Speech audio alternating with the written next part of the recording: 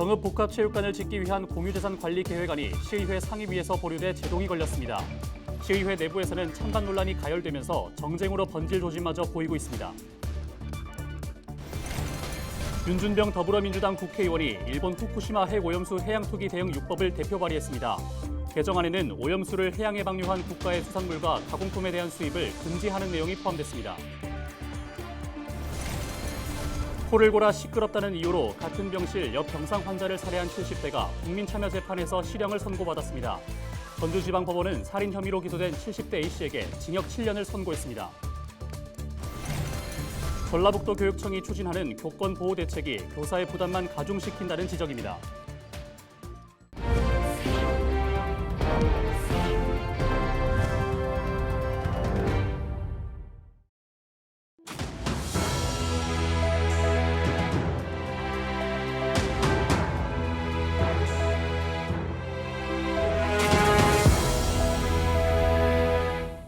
시청자 여러분 안녕하십니까?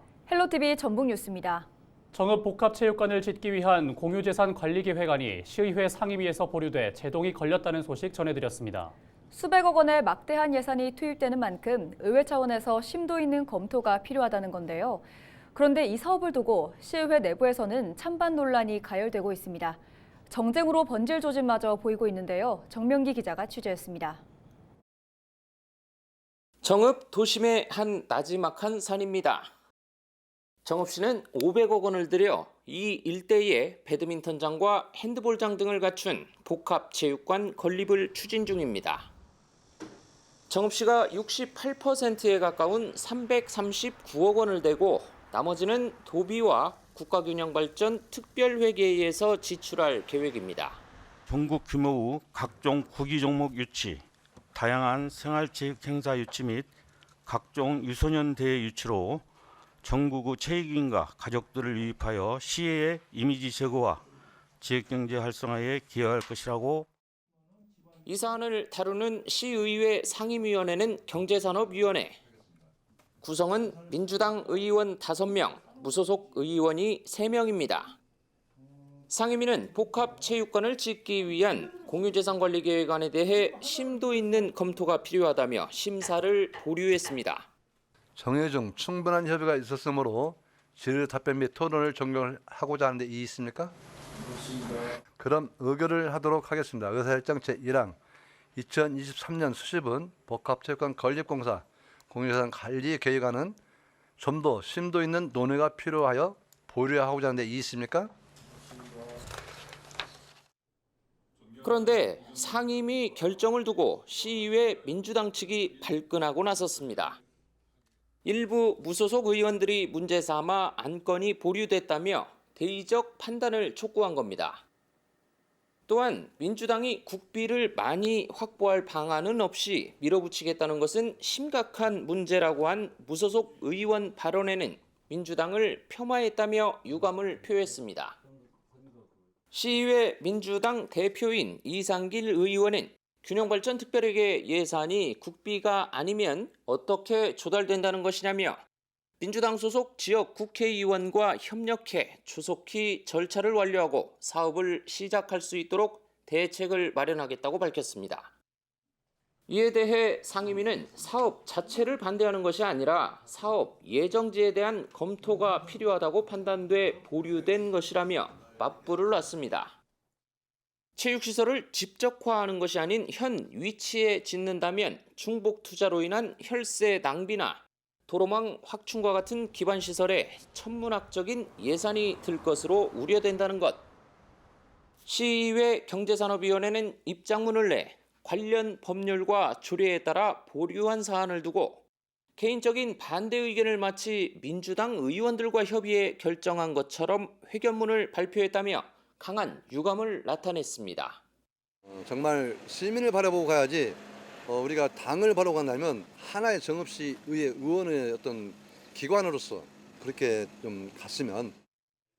앞서 민주당 정읍고창 지역위원장을 맡고 있는 윤준병 국회의원은 자신의 SNS에 체육관 건립은 사업 예정 지역 주민이 준 숙제라며 민주당 시의원, 정읍시 체육회와 협의를 조속히 추진하겠다고 밝힌 상황.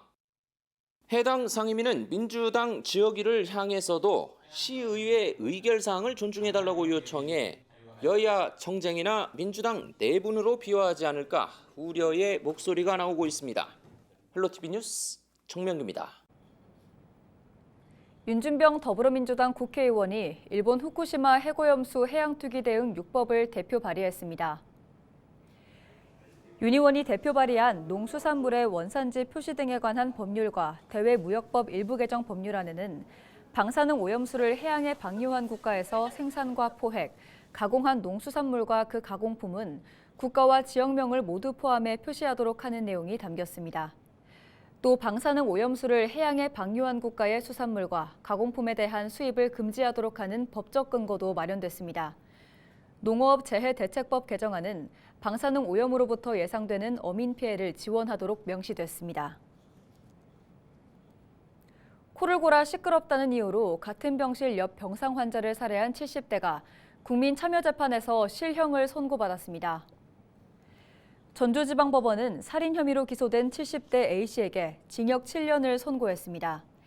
A씨는 지난 2월 정읍시의 한 병원에서 같은 병실에 입원한 환자를 살해한 혐의를 받고 있습니다. 재판부는 피고인이 치매 등으로 심신 미약 상태였다는 것을 인정하지만 피해 보상을 위해 어떤 노력도 하지 않았다며 배심원단의 의견을 존중했다고 양형 이유를 밝혔습니다. 전라북도 교육청이 추진하는 교권 보호 대책이 교사의 부담만 가중시킨다는 지적입니다. 전북교사노조는 학교 홈페이지를 이용한 민원상담 예약제 업무가 교사에게 배정돼 교사 업무만 가중시키고 있다며 재검토를 촉구했습니다. 대책으로 제시한 안심번호나 투넘버 서비스는 교사 개인 번호만 공개하지 않을 뿐 어디서든 민원으로 고통받을 수 있다고 덧붙였습니다. 기상청이 올해 여름철 기후 분석 결과를 발표했습니다. 올해는 유난히 비가 많이 내리고 더위도 기승을 부린 것으로 나타났습니다. 어느덧 초가을에 들어섰지만 한낮 무더위는 한동안 이어질 전망입니다. 김진재 기자가 보도합니다. 장마와 태풍의 영향으로 유독 많은 비가 내린 올해 여름. 올여름 전국의 평균 강수량은 1018.5mm로 평년보다 290mm가량 더 많았습니다. 특히 장마철에만 660.2mm가 쏟아져 관측 이래 세 번째로 많은 비를 기록했습니다. 장맛비는 남부지방에 집중됐는데 남부지방 평균 강수량은 712.3mm로 역대 최고치였습니다. 태풍은 평년보다 적게 발생했지만 제6호 태풍 카눈이 한반도에 직접적인 영향을 줬습니다. 통상 여름철에 발생하는 태풍은 11개로 이 중 2.5개가 한반도에 영향을 주는데 올해는 10개가 발생해 그중 카눈 하나만 한반도에 영향을 줬습니다. 특히 태풍 카눈이 이례적으로 한반도를 수직으로 관통하면서 전국에는 강풍과 침수로 인한 피해가 잇따랐습니다. 올여름 전국 평균 기온은 평년보다 1도씨 높은 24.7도씨로 기상 관측망을 전국적으로 확충한 지난 1973년 이래 두 번째로 높았습니다. 6월 말부터 7월 초까지는 북태평양 고기압에서 부는 고온 다습한 바람이 8월 초에는 태풍에서 상승한 기류가 우리나라 부근으로 하강하며 기온을 높인 것으로 나타났습니다. 기상청은 초가을에도 한동안 30도 안팎의 무더위가 이어질 것으로 전망했습니다. 건조한 공기의 영향을 받으면서 이 최저 기온이 점차 낮아지는 구조를 보이면서 주말까지는 낮과 밤의 기온차가 커지는, 일교차가 커지는 날씨가 이어질 것으로 예상을 하고 있습니다. 하지만 낮 동안에는 맑은 날씨로 인해서 햇볕에 의한 기온 상승이 더해지며 30도 내외의 기온을 유지할 것으로 예상을 하고 있습니다. 기상청은 당분간 높은 일교차와 함께 기온 변동성이 클 것으로 예상된다며 건강관리에 유의해달라고 당부했습니다. 헬로티비 뉴스 김진재입니다. 국민의힘 정운천 의원은 국회에서 열린 대정부 질문에 나서 새만금 사회간접자본 예산 삭감에 대해 대통령 면이 안 서는 것이라고 말했습니다. 정 의원은 7일 국회에서 열린 경제 분야 대정부 질문에 나서 윤석열 대통령이 새만금을 찾아 이곳은 대한민국의 미래다. 외국 기업이 들어올 수 있도록 맞춤형 투자를 해야 되겠다라고 한 게 한 달 정도밖에 안 됐다며 새만금 SOC 예산 삭감으로 그것을 못해주면 오히려 대통령 면이 안 서는 것이라고 주장했습니다. 정 의원은 또한 이것은 꼭 잼버리가 잘못된 보복으로 볼 수밖에 없다며 새만금 사업 예산의 정상화를 촉구했습니다. 이에 한덕수 국무총리는 이번 예산은 전체적으로 긴축 예산을 하는 과정에서 나온 결과며 잼버리 문제와는 아무런 관련이 없다는 말씀을 분명히 드린다면서 입주기업 지원과 민간 투자 유치를 위해 필요한 사업들은 계획 수립 전에라도 반드시 지원하겠다고 답했습니다. 순창군의회가 정부의 새만금 관련 예산 삭감에 반대하는 결의문을 채택했습니다. 순창군의회는 오수환 의원이 대표 발의한 새만금 사회간접자본 사업 예산 삭감 철회 촉구 결의문을 채택한 뒤 국회의장과 여성가족부 장관, 전국 시군구에 발송했습니다. 결의문 제안 설명에서 오 의원은 잼버리 파행 책임을 전라북도에만 전가하는 행태를 즉각 멈추고 파행의 책임이 정부에 있음을 통감해야 한다고 강조했습니다. 또 전북의 30여 년 염원이 담긴 새만금 SOC 사업 예산에 대한 정부의 적극적인 대처를 요구한다고 밝혔습니다. 음주운전 혐의로 조사받던 불법 체류 외국인이 도주했다 1시간여 만에 다시 붙잡혔습니다. 전북경찰청 등에 따르면 고창경찰서에서 지난 7일 도로교통법 위반 혐의로 조사받던 태국 국적 30대 A씨가 도주한 뒤 1시간여 만에 검거됐습니다. A씨는 화장실을 가겠다며 경찰서를 빠져나간 것으로 알려졌습니다. 전북경찰청은 담당 경찰관에 대해 감찰을 진행해 피해자 관리 부실 여부 등에 대해 조사할 방침입니다. 부안 고창 해상에서 불법 개조 어선이 급증해 해양경찰이 특별 단속에 나섭니다. 부안해양경찰서는 올해 1월부터 지금까지 불법 개조로 단속된 어선이 51척으로 지난해 32척에 비해 크게 늘었다고 밝혔습니다. 이에 따라 부안해경은 다음 달 6일까지 무허가 어선 건조와 개조, 상태 유지 위반 등에 대해 집중적으로 단속합니다.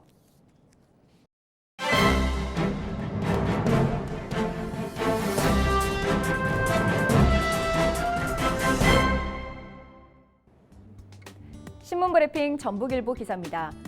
코로나19 기간 전북 소상공인 10명 중 서너 명이 연매출 2천만 원도 올리지 못한 것으로 나타났다고 하는데요. 호남 제주 지역 소상공인 경제변화상에 따르면 지난 2021년 기준 전북 지역의 사업체 24만 1,000개소 중 34.2%의 매출 규모가 2천만 원 미만인 것으로 나타났고 2천만 원에서 5천만 원 미만은 23.3%였다고 합니다. 전북 소상공인 사업체 수는 24만 1,000개소로 2015년 17만 8천 개소보다 29.5% 증가했다고 하는데요.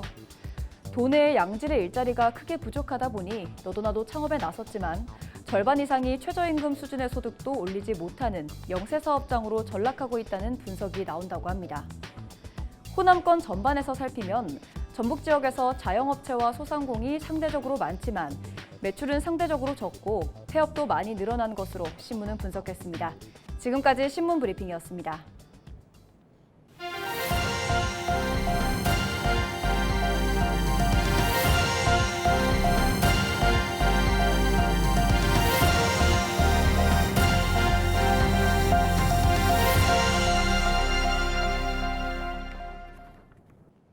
정읍시가 내년도 본예산 편성에 앞서 2024년도 주요 시책 보고회를 열고 주요 시책을 논의했습니다.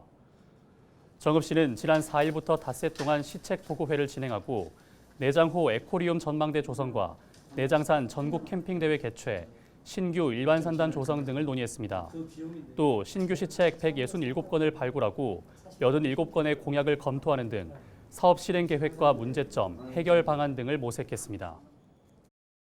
예산의 적정성과 사업 기대 효과 등을 고려해 시민의 삶의 질 향상과 정읍 발전에 기여할 수 있는 시책을 선정해서 내년도 예산 편성에 적극 반영할 계획입니다. 쓰레기에 대한 인식을 바꾸는 축제가 김제에서 열렸습니다. 지난 7일 김제 시민문화체육공원에서 열린 제1회 자원순환 새로봄이 축제에선 쓰레기가 새로운 자원으로 탄생하는 체험 등을 진행해 큰 호응을 얻었습니다. 또 종이 홍보물 대신 QR코드를 활용하고 다회용 용기를 사용하는 등 쓰레기 없는 축제였다는 평을 받았습니다. 이번 축제는 쓰레기 문제의 심각성과 함께 쓰레기도 분리 배출하면 새로운 자원으로 재탄생할 수 있다는 것을 시민들에게 알리기 위해 기획했습니다. 고창 고인돌 유적 미디어 아트 전시가 오는 15일부터 고인돌 박물관과 유적지 일원에서 개막합니다. 이번 전시는 다음 달 14일까지 야간 조명과 최첨단 기술을 활용한 체험형 콘텐츠를 제공합니다.